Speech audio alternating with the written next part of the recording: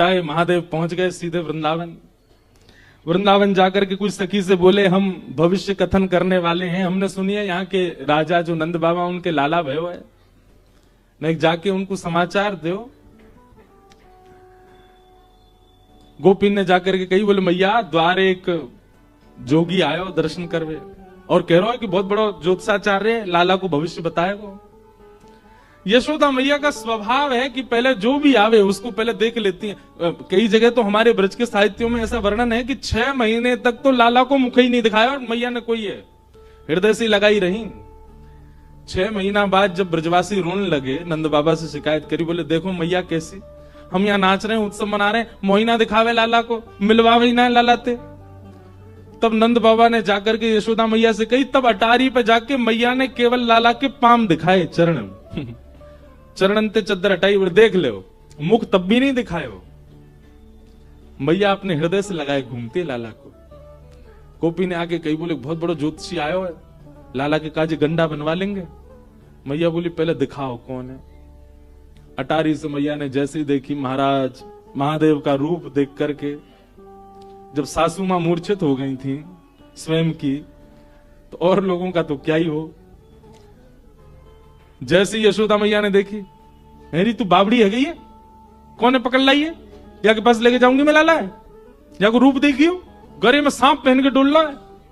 अच्छा ठाकुर महादेव को जब अपना श्रृंगार विशेष करना होता है तो वैसे तो एक ही सांप रहेगा, लेकिन जब विशेष श्रृंगार करते हैं तो विशेष सर्प जाते हैं महादेव के संग।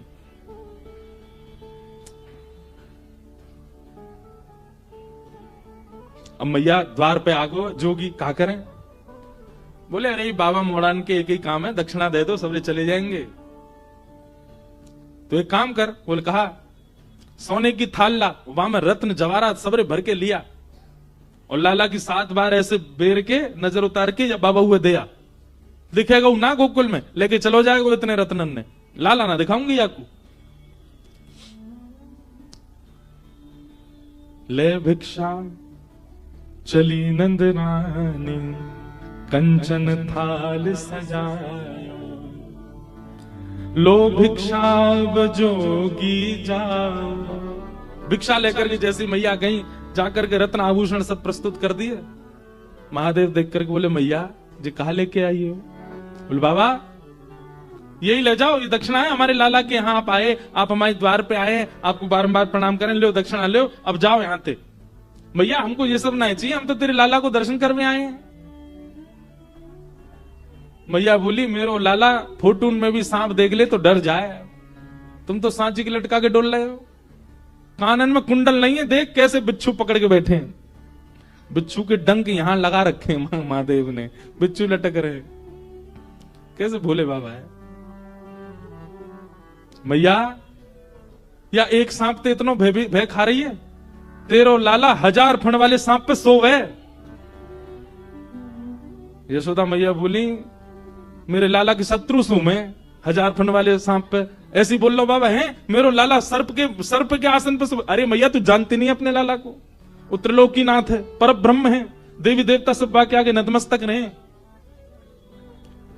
बोले बाबा सबरे त्रिलोकी में हल्ला कर दियो, देवी देवता ने मना कर दियो, मेरो लाला कोई तो नहीं मिले को।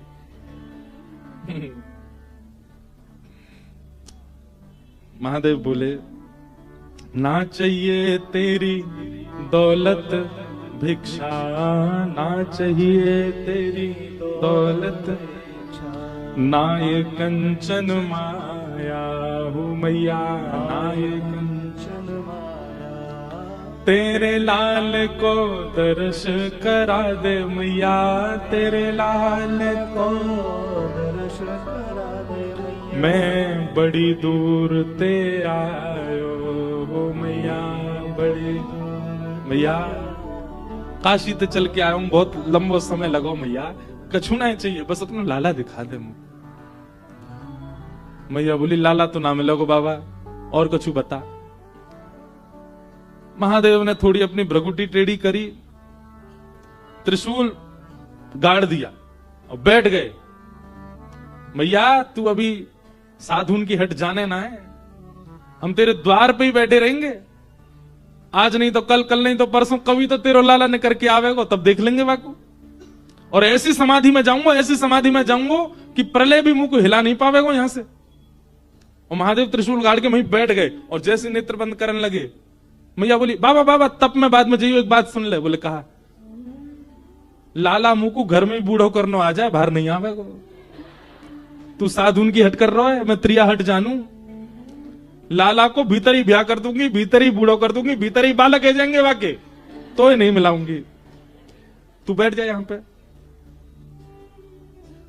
महादेव के नेत्रों में आंसू आ गए। अरे भैया हम कोई हट नहीं करेंगे, हम चले जाएंगे, एक बार बस अपना लाला दिखा दे। बोले बाबा तू जो मांगेगा सो दूंगी, लेकिन लाला नहीं दूंगी। महादेव के नेत्र सजल हो गए। 33 कोटि देवता आकाश से देख रहे हैं, सबके नेत्रों में अश्रुबिंद है। अरे यशोदा, सूरदास जी तो पद लिखते हैं, हे यशोदा मैया धर्म ही ते पायो, नीके राख यशोदा मैया नारायण घर आयो। अरे मैया तेने कौन से पुण्य किए, तेने कौन से ऐसे सत्कर्म किए, साक्षात नारायण तेरे लाला बन के आए। महादेव बोले मैया नहीं कराओगी दर्शन। यशोदा मैया बोली नहीं कराऊंगी, और कुछ चाहिए तो बता। महादेव दूर एक वृक्ष के नीचे जाकर के बैठ गए और नेत्र बंद करके, बंधु देखो क्या महादेव सर्व सामर्थ्यवान नहीं है? वे सब कर सकते हैं। उनके आगे पीछे ऐसी योगनी शक्तियां चलती हैं कि वो महादेव विचार करें वो प्रस्तुत होता है। पर ये जितनी भी शक्तियां हैं, जितनी भी योगनियां हैं, जितनी भी माया है, जितना भी ब्रह्मत्व है, इस सबकी बेड़ियां तोड़ के आगे जा सकता है। केवल प्रेम के आगे सब नतमस्तक हो जाते हैं। प्रेम से आगे कोई नहीं जा सकता। यशोदा मैया का प्रेम है, ब्रजवासियों का प्रेम है। हम आपको सत्य बता रहे हैं, ब्रजवासियों का प्रेम जो है ना वो इतना प्रधान है कि उसके आगे योग जप तप नियम ये सब ना आप लोगों के लिए है, ये सब दुनियादारी के लिए। हम ब्रजवासियों के लिए कोई योग नहीं, कोई जप नहीं, कोई तप नहीं, कोई अनुष्ठान नहीं, हमारे लिए कुछ नहीं है। हमारे लिए केवल एक है प्रेम, बस। वास्तव में प्रेम का उद्गम स्थल है वृंदावन, वहीं से ही प्रेम सब जगह जा रहा है। महादेव सर्व सामर्थ्यवान है, परंतु यशोदा के प्रेम के आगे नहीं है। महादेव ने नेत्रबंद किए, नेत्रबंद करे भीतर पौड़े भय लाला से बोले, बहुत बढ़िया ठाकुर जी, पौड़े रहो, आनंद करो आप तो। ठाकुर जी बोले, अरे महादेव आप पधारे, पर मैं क्या करूं, मैं तो मैया के बड़ो आधीन हूं। बोले हाँ ठीक है, आधीन तो रहोगे, ठीक है, सब आपकी माया है भगवान, दर्शन नहीं कराओगे। आप चाह जाओ तो सब हो सकता है, पर आप चाहते नहीं है हमें दर्शन कराना। जब भाव विह्वल महादेव को देखा, ठाकुर जी रोक नहीं पाए, खूब जोर से रोने लगे। यशोदा भैया ने खूब शांत कराए, ठाकुर जी शांत नहीं हुए। गोपियां सब लिए खिलौना झुंझुना दिखा रही हैं, लेकिन ठाकुर जी शांति नहीं हो रहे। दूध पिवा दियो, जल पिवा दियो, ठाकुर जी को रोना बंद नहीं हो। नीलमणि लाल मणि बन गए, रोते रोते ठाकुर जी लाल पड़ गए, गाल लाल है गए, महाराज माथो लाल पड़ गए। और यशोदा मैया के घबराहट शुरू। तब ये गोपी बोली, मैया सुबह तो कोई आयो का घर पे, कोई की नजर लग गई है का लाला को? बोले नजर को तो कोई तो मिलवायो नहीं मैंने लाला, लेकिन सुबह तो एक जोगी बैठो द्वार पे।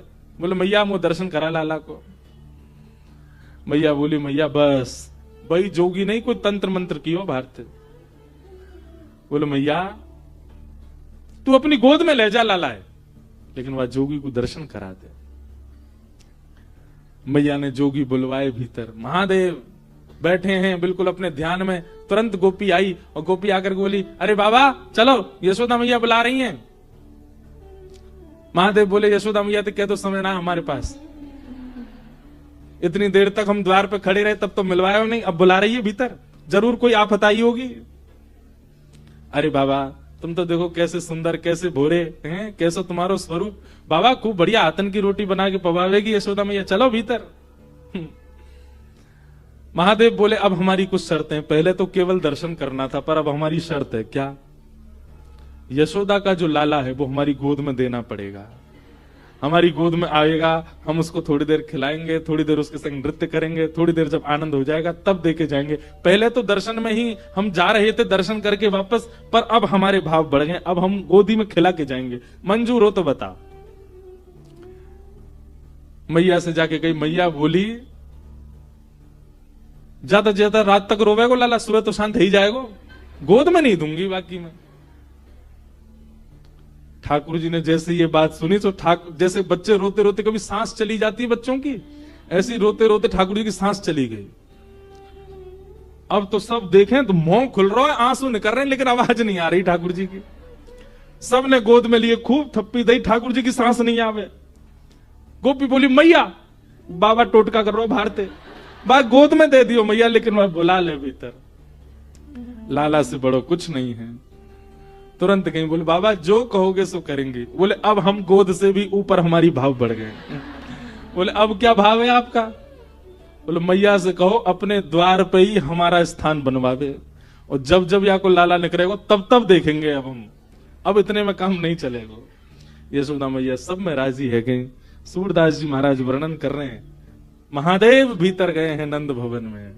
आहा, पंचवेर परिक्रमा करके, पंचवेर परिक्रमा करके, 5 बार तो पहले परिक्रमा करी महादेव ने। नेत्र थोड़े थोड़े लाल हैं। आहा, 5 बार परिक्रमा करके अपनी दोनों भुजाएं आगे करी हैं। जैसे ही सुकोमल श्री ठाकुर जी, सांस रुक गई है, मुंह लाल पड़ गया है, नेत्रंते आंसू गिर रहे हैं। जैसे ही महादेव की गोद में गए और महादेव ने गोद में लेकर के जैसे ही अपने अंक में भर के महादेव ने ठाकुर जी को देखा, ठाकुर जी की सांस वांस सब आ गई। धीमे धीमे लाल मणि नील मणि हेन लगे, नेत्र खुल गए। और महादेव के इस रूप को देख करके, जैसे बालक के सामने कुछ विचित्र वस्तु दे दो तो वो टकटकी लगा के देखता है, ऐसे ही ठाकुर जी महादेव को देख रहे। महादेव बार बार ठाकुर जी के श्री चरणों को अपने शीश लगा रहे हैं, नेत्रों से प्रेमाश्रु भर रहे हैं, ठाकुर जी को गोद में लेकर नृत्य कर रहे हैं। और जैसे किसी बालक को खिलाते हैं तो बालक किलकालियां मारता है, ऐसे ही महादेव बार बार जब जब ठाकुर जी की ओर देखते हैं तब तब ठाकुर जी किलकारी मार करके हंसते हैं। पंचबेर परिक्रमा करके, और ठाकुर जी को प्रसन्न करने के लिए अपनी श्रृंगी निकारी, श्रृंगी नाद बजाया। सूरदास बलिहारी या पे, सूरदास बलिहारी या पे। हरिहर के इस मिलन को देख करके, हरि छोटे हैं और हर बड़े, हरि बालक हैं और हर खिलाने वाले जोगी बन के आए हैं। इस रूप को देख करके सूरदास जी बलैया ले रहे हैं। सूरदास बलिहारी या पे, सूरदास बलिहारी या पे। अपनो भाग जगायो भोले, भाग। महादेव ने तो दृष्टि मात्र से ठाकुर जी को प्रसन्न कर दिया। अब तो कभी ठाकुर जी उनकी जटा पकड़ ले, महादेव मुख पास करें तो उनकी नाक पकड़ ले, उनके गाल पकड़ ले। और ये दृश्य देख करके यशोदा मैया इतनी आनंद में भर गई। बोले बाबा अब कहीं मत जाओ, अब तो सदा के लैया आपको मेरी शपथ है, जब तक मेरो लाला या धराधाम पे या धराधाम को सुशोभित करे, आप मेरे लाला के संग ही रहो। महादेव आज्ञा दे करके गए। बोले मैया तुम्हारो लाला जहां जहां जाएगा अदृश्य रूप से मैं आके संग ही रहूंगा। हमारे ब्रज में जहां भी श्री कृष्ण ने लीला की है, हर स्थान पर महादेव का एक मंदिर विराजमान है, हर जगह महादेव संग ही हैं। समस्त लीलाओं में ठाकुर जी साथ में हैं। नमः पार्वती पते हर हर हरे। वृंदावन में गोपेश्वर, नंदगाम में नंदीश्वर, और मथुरा में भूतेश्वर, गोवर्धन में चकलेश्वर, सब जगह महादेव विराजमान है। ऐसे महादेव ठाकुर जी के प्रति प्रेम प्रकट कर रहे हैं।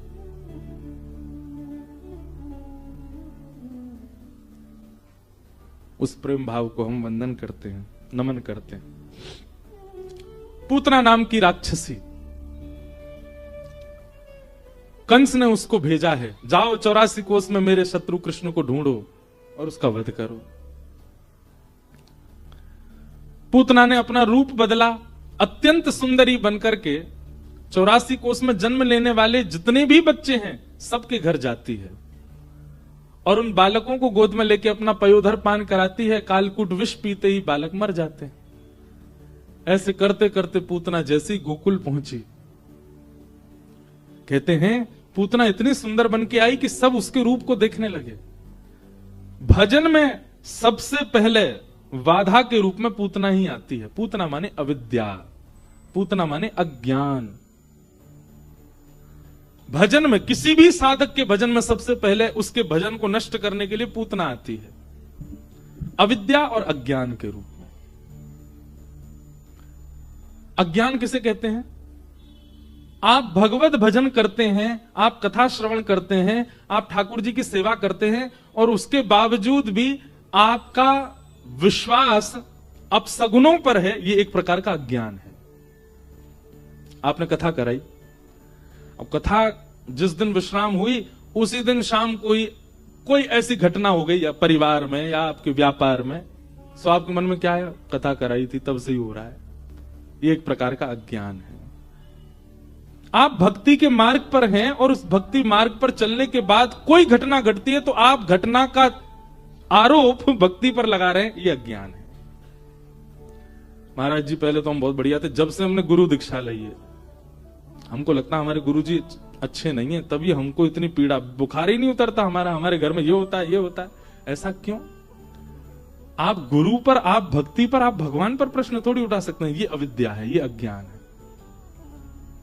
अगर आप अपने इष्ट के उपासक हैं, अगर आप अपने गुरु मंत्र का जाप करते हैं, अगर आप अपने ठाकुर की सेवा और एक इष्ट के प्रति पूर्ण श्रद्धा समर्पण रखते हैं, उसके बाद घटने वाली जो भी घटना है उसकी जिम्मेवारी आप अपने ऊपर लोगे, ना कि किसी और पर थापो। अगर आप किसी और पर उसका भाव मथते हैं, यही अविद्या है, यही अज्ञान है।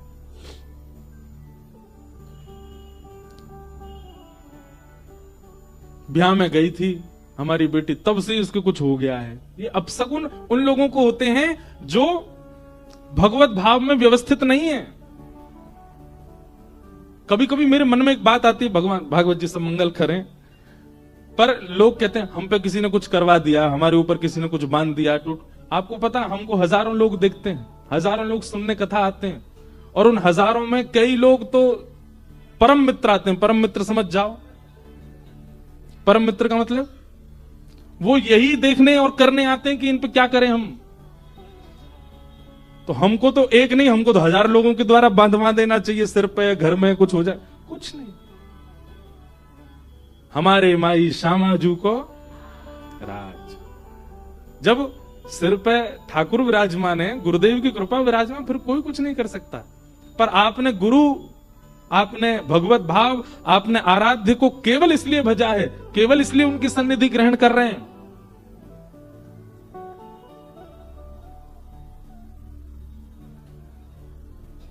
कि आपका कुछ भला हो, बस आपके सब चीज बढ़िया बनी रहे, तो फिर अपशगुन का अनुभव होगा और आप उन्हीं पे ही थोपोगे।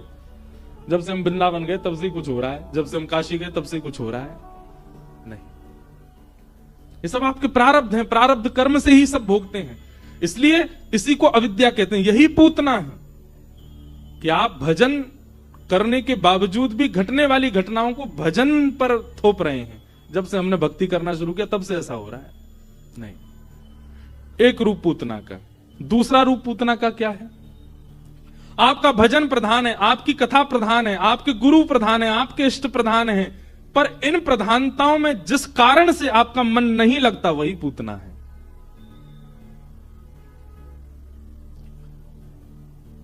जो भी वस्तु, जो भी व्यवस्था, जो भी व्यक्ति आपके भजन में बाधक बन रहा है वही पूतना है। जिसके कारण ना आप कथा में मन लगा पा रहे, जिसके कारण ना आप भक्ति कर पा रहे, जिसके कारण ना आप गुरु निष्ठा कर पा रहे, वो कारण ही पूतना है। जो आपको भगवत मिलन में बाधा बन रही है, पूतना।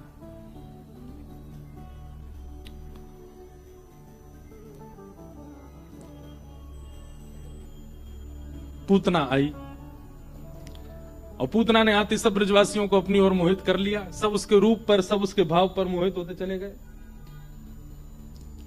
हम बहुत देर से, मेरा मन भटक रहा, उनको मना करो बस, ऐसे विराजेंगे लाल जी। बोलो वृंदावन बिहारी लाल की। पूतना आई, पूतना ने आकर के सबको अपनी ओर आकृष्ट किया। नंद भवन में जाकर के उसके रूप को देख करके, उसके सौंदर्य को देख के यशोदा मैया को लगा अच्छे घर की है, लाल जी जैसी मांगे उसने प्रदान कर दिए। यशोदा मैया के लाल जी देते ही पूतना ने अपनी गोद में लिए। यशोदा मैया किसी कार्य में चली गई, पयोधर का जैसी पान कराया, भगवान ने उसके प्राणों को पिया और पूतना का वध हुआ।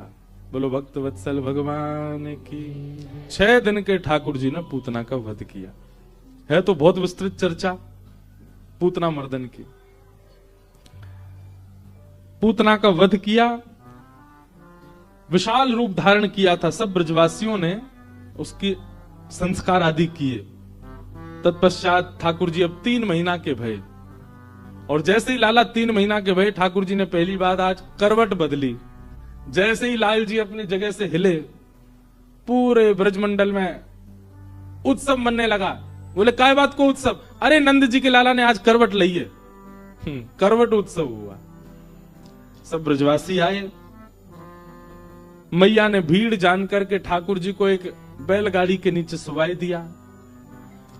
सक्टासुर नाम का दैत्य आया। ठाकुर जी ने अपने पाद प्रहार से बैलगाड़ी को पलट दिया और सक्टासुर का वध हो गया। 3 महीना के ठाकुर जी ने।